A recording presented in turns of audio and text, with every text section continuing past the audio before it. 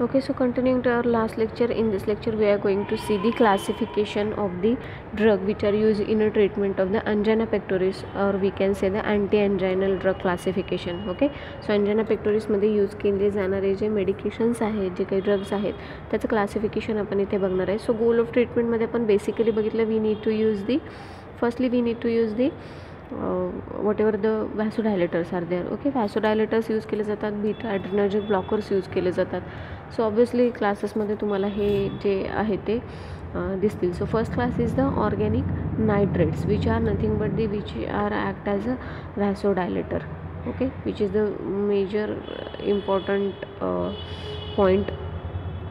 So organic नायट्रेट्समध्ये पहिल्यांदा आपण बघणार आहे, that is nothing but the glycerol trinitrate, nitroglycerin, or the isosorbide dinitrate and isosorbide mononitrate. Okay, so these are the medications, or these are the drugs which are come under the class organic nitrates, which are ultimately act as a vasodilators. Okay, so first class is the organic nitrates. Second one is the beta adrenergic blocker. So example is the propranolol, then atenolol and metoprolol. Okay, so these are the examples for the beta adrenergic blocker. Next one is the calcium channel blocker, and the example is the verapamil and the nifedipine, amlodipine and the diltiazem. Potassium channel blockers are the nicorandil and pinacidil, and other anti-anginal drugs like the trimetazide and the ranolazine. Okay, so these are the classification. Again I am saying, if you know what is the angina pectoris, and if you know the goal for the treatment, or what kind of a drug should be used to correct the angina pectoris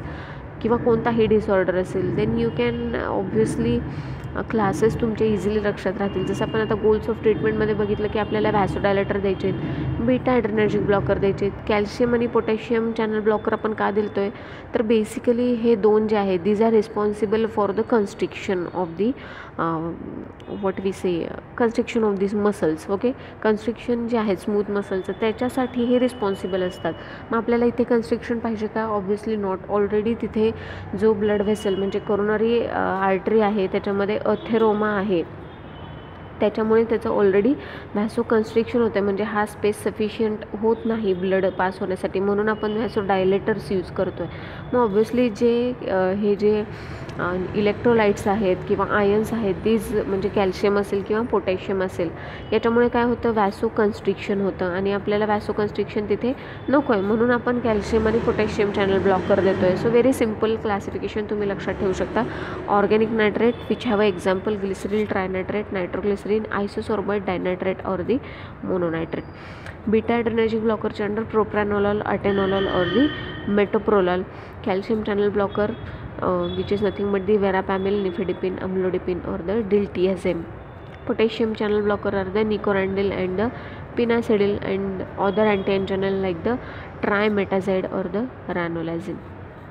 so आता या चॅप्टरमध्ये किंवा तुमच्या सिलेबसमध्ये या सगळ्या क्लासेसच्या mechanism of ॲक्शनवरती आपण focus नाही करणार आहोत. As per our syllabus we need to focus only on the organic nitrate.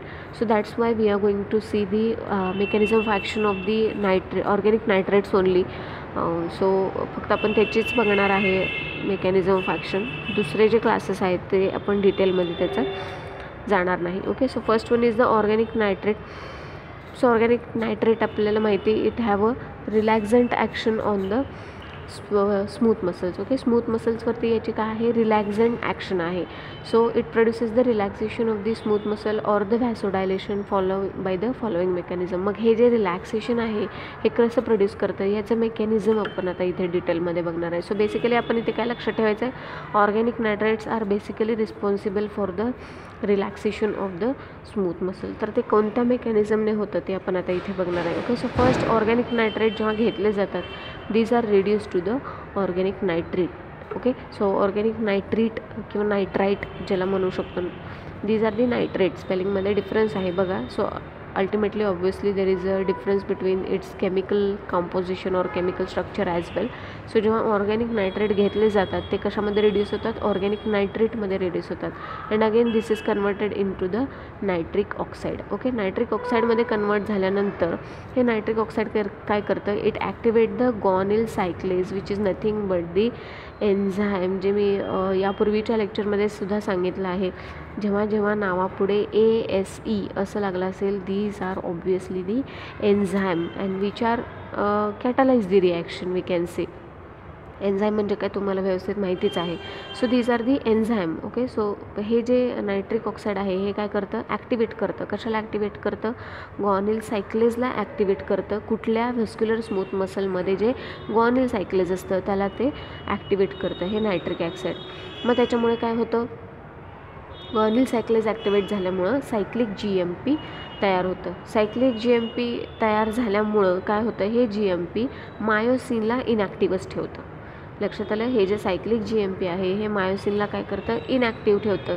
त्याच्यामुळे काय होतं, मायोसिन ॲक्टिव्ह झाल्यानंतर काय होत असतं, मायोसिन ॲक्टिव्ह झाल्यानंतर ॲक्टिन जे आहे ते मायोसिनला बाइंड होत असतं आणि कॅल्शियम रिलीज होत असतं. नॉर्मल प्रोसेस सांगते मी तुम्हाला, लक्षात ठेवा. जेव्हा मायोसिन ॲक्टिव्ह होतं,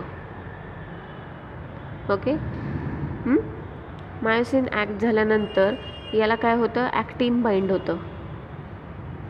ॲक्टिन बाइंड झाल्यानंतर काय होतं, इथे कॅल्शियम रिलीज होतं. लक्षात आलं. म्हणजे जर मायोसिन जर रिलीज झालं तर त्याला काय होईल, किंवा ॲक्टिवेट झालं तर त्याला काय होईल, ॲक्टिन बाइंड होईल आणि त्याच्यामुळे काय होईल, कॅल्शियम रिलीज होईल. कॅल्शियम रिलीज झाल्यामुळे काय होईल, व्हॅसो कन्स्ट्रिक्शन होईल. आपल्याला पाहिजे का व्हॅसो कन्स्ट्रिक्शन, नको आहे. मग आपण काय करतोय, मायोसिनलाच ब्लॉक करतोय. मग मायोसिनला ब्लॉक केल्यामुळे काय होणार, ॲक्टिन त्याला बाइंड होणार नाही, त्याच्यामुळे कॅल्शियम रिलीज होणार नाही आणि अल्टिमेटली व्हॅसो कन्स्ट्रिक्शन होणार नाही. लक्षात आलं. कुठे, व्हॅस्क्युलर स्मूथ मसल्समध्ये. तर इथे काय होतं, जेव्हा इथे आपण बघितलं, जेव्हा आपण ऑर्गॅनिक नायट्रेट देतो, ओके, तर ऑर्गॅनिक नायट्रेट काय होतं, ऑर्गॅनिक नायट्राईटमध्ये कन्वर्ट होतं. ओके, परत ते कशामध्ये कन्वर्ट होतं, नायट्रिक ऑक्साईडमध्ये कन्वर्ट होतं. मग जेव्हा ते नायट्रिक ऑक्साईडमध्ये कन्वर्ट होतं तेव्हा ते काय करतं, जे व्हॅस्क्युलर स्मूथ मसलमध्ये ग्वानिल सायक्लेज नावाचं जे एन्झाईम आहे त्याला ॲक्टिवेट करतं. त्याला ॲक्टिवेट केल्यानंतर काय होतं, ते काय करतं, ग्वानिल सायक्लेज सायक्लिक GMP प्रोड्यूस करतं. मग सायक्लिक GMP प्रोड्यूस झाल्यामुळे काय होतं, मायोसिन जे आहे ते इनॅक्टिव्हच राहतं. त्याच्यामुळे काय होतं, ॲक्टिन जे बाइंड होणार आहे मायोसिनला ते प्रिव्हेंट होतं आणि ultimately it inhibit the release of the calcium. त्याच्यामुळे काय होतं, तिथे कॅल्शियमचं रिलीज होत नाही आणि कॅल्शियमचा रिलीज न झाल्यामुळे contraction of smooth muscle does not occur and obviously relaxation of smooth muscle or the vasodilation. Very simple process is there. Okay, so आपण कॅल्शियमच रिलीज होऊ देत नाही, त्याच्यामुळे व्हॅसो कन्स्ट्रिक्शन किंवा कॉन्ट्रॅक्शन ऑफ स्मूथ मसल होत नाही आणि अल्टिमेटली रिलॅक्सेशन किंवा ज्याला व्हॅसोडायलेशन आपण म्हणतो ते ऑब्झर्व होतं. सो व्हेरी सिम्पल प्रोसिजर आहे. So this is the mechanism of action of the what you call organic nitrates. Okay, so next is the pharmacological action of the organic nitrates. Okay, so pharmacological action मध्ये आपण फक्त दोनच point इथे बघतोय, which is nothing but the action on the cardiovascular system, which is nothing but the CVS system and other smooth muscles. आपल्याला माहिती, as these are act on the vascular smooth muscles only, contraction असेल किंवा relaxation असेल, आपण इथे consider फक्त smooth muscles करतोय. That's why आपण इथे फक्त त्याचंच फार्माकोलॉजिकल ॲक्शन बघतोय. Okay, so organic nitrate reduces the preload and the after load. Okay, organic nitrate काय करतात, प्रीलोड म्हणजे व्हेंट्रिकल्स फिल होण्यासाठी लागणारा जो वॉल्यूम आहे तो पण रिड्यूस करतात, ॲज वेल ॲज व्हेंट्रिकल्स फिल झाल्यानंतर इजेक्ट करण्यासाठी लागणारा जो किंवा अल्टिमेटली काय होणार, इजेक्शनचा वॉल्यूम तिथे डिक्रीज होणार. म्हणजे प्रीलोड आणि आफ्टर लोड असे दोन्ही तिथे काय होतात, कमी होतात आणि त्याच्यामुळे व्हॅसोडायलेशन तिथे ऑब्झर्व होतं किंवा लोड कमी झाल्यामुळे प्रेशर ऑब्वियसली तिथे कमी होतं. Okay, so this is about the CVS and other smooth muscles. तर इथे काय होतं, obviously relaxation of the gall bladder, biliary duct, bronchi and the GI tract. Okay, relaxation जे काही स्मूथ मसल्स आहेत ते सगळ्यांचं तिथे काय होतं, रिलॅक्सेशन ऑब्झर्व होतं, ॲज वेल ॲज युटेरल आणि युटेराईन स्मूथ मसल जे आहेत त्याचंसुद्धा तुम्हाला काय होतं, तिथे रिलॅक्सेशन ऑब्झर्व होतं. So this is about the pharmacological action of the organic nitrates. Okay, now we are going to see the therapeutic uses. So obviously it is used in a angina pectoris or we can use in a myocardial infarction. So it can be used before coronary angioplasty. Coronary angioplasty जर करायची असेल तर obviously we need to dilate the coronary vessels म्हणून काय केलं जातं, sorry coronary artery, तर त्यासाठी काय केलं जातं, हे यूज केलं जातं to dilate the coronary artery. Then it also use in a cyanide poisoning, for example sodium nitrate और the amyl nitrate. Okay, so cyanide पॉइझनिंगमध्ये सुद्धा याचा यूज होतो. तर त्याच्या मागे पण एक मेकॅनिझम आहे, बट इन डिटेल आपण ते बघणार नाही आहोत. So these are the therapeutic uses for the organic nitrates. Now next is आपण ड्रग बघणार आहे one by one from each class. So first one is the glyceryl trinitrate which is act as a GTN spray. Okay, so now इथे एक गोष्ट आहे जी सांगायची राहून गेली. तर आपण जे अंजाना पेक्टोरिसमध्ये तुम्ही ऐकलं असेल सबलिंग्वल जे ॲडमिनिस्ट्रेशन रूट आहे सबलिंग्वल, त्या रूटने आपण काय करतो तिथे मेडिकेशन देतो किंवा suddenly chronic chest pain observe होतं. सो आपल्याला तिथे ऑनसेट ऑफ ॲक्शन फास्ट हवी असते.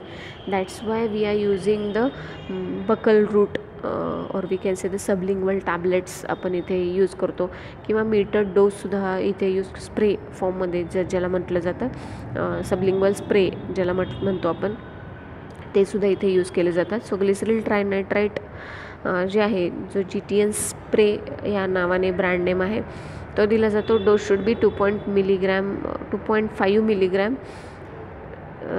3 times in a day by the buccal route or 0.3 to 0.6 milligram sublingual or 400 microgram metered dose as a sublingual spray or 1 to 2 sprays SOS. Okay, so these are the dose. Then now next is the adverse effect, facial flushing. Okay, सूज आल्यासारखं, flushing म्हणजे सूज आल्यासारखं yes थोडक्यात दिसू शकतं. Redness होतो, dizziness, vomiting, restlessness, hypotension and the dry mouth. These are the side effects और we can say the adverse effect. Next one is the isosorbide dinitrate which have a brand name that is the Sorbitrate आणि या tablet फॉर्ममध्ये मार्केटमध्ये available आहेत. So dose is the 2.5 to 10 milligram by sublingual route. Okay, adverse effect same आहेत, hypotension, tachycardia, flushing, sweating, dizziness और the abdominal pen. Next one is the isosorbide mononitrate which have a brand name Monotrate and 20 to 120 milligram dose orally दिला जातो divided डोसमध्ये twice और thrice in a day. Adverse effect again the same. Okay, only diarrhoea is added here. And last one is nothing but the Nicorandil, which is very commonly again used. So 10 to 20 milligram oral dose दिला जातो 2 times in a day. Nicostar is a brand name. Headache, flushing, dizziness and the hypotension are the adverse effects. So this is about the angina pectoris. Okay, so here we complete the next point which is nothing but the angina pectoris. मग आता याच्यानंतरच्या लेक्चर्समध्ये आपण anti-hypertensive drugs, myocardial infarction and drugs used in a treatment of atherosclerosis हे 2-3 point cover करणार आहे. त्याच्यानंतर आपला तो चॅप्टर संपेल. Okay, so this is about the angina pectoris. Okay, thank you.